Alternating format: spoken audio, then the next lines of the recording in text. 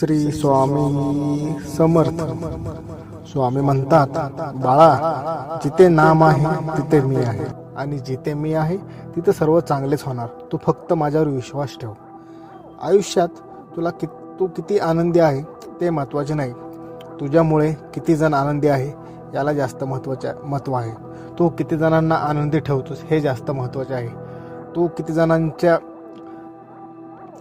आनंदात सहभागी असतोस हे महत्त्वाचे आहे. लक्षात ठेव,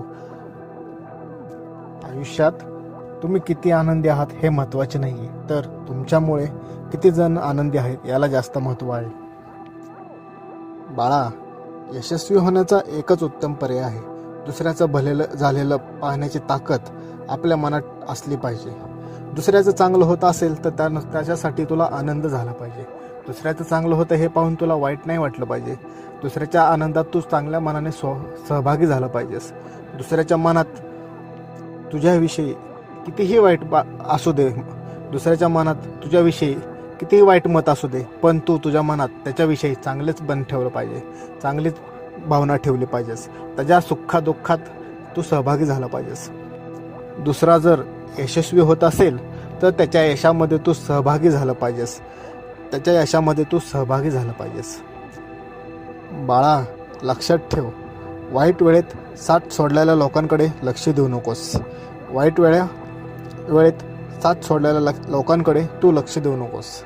पण ज्यांनी वाईट वेळेत तुला साथ दिलेली आहे, ज्यांनी वाईट वेळेत तुला साथ दिलेली आहे, चांगली वेळ आणून दिली आहे, त्यांचे मोल तू कधी विसरू नकोस.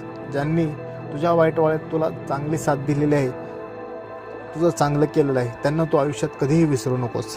वाईट वेळेत तुझी साथ ज्या लोकांनी सोडली आहे, तू त्यांच्याकडे लक्ष देऊ नकोस.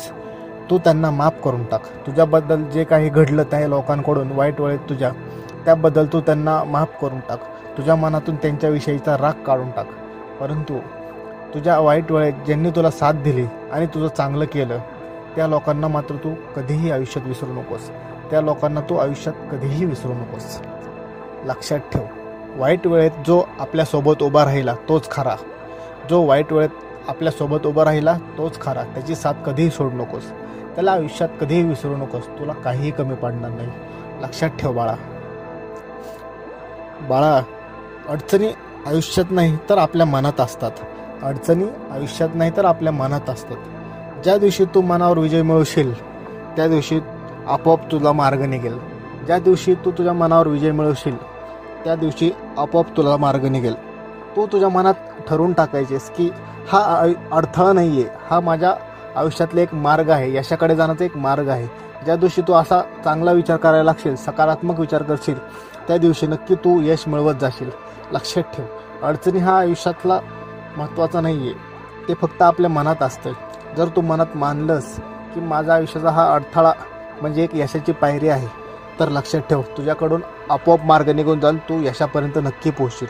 लक्षात ठेव, अडचणी आयुष्यात नाही तर मनात असतात. ज्या दिवशी तू मनात विजय मिळवशील त्या दिवशी आपोआप तुझा मार्ग निघत जाईल आणि तू जिंकशील. लक्षात ठेव बाळा, जर माझे नाव तुझ्या ओठाशी आहे तर तू घाबरतोस कशाला? मी सदैव तुझ्या पाठीशी आहे. भिवू नकोस, मी तुझ्या पाठीशी आहे.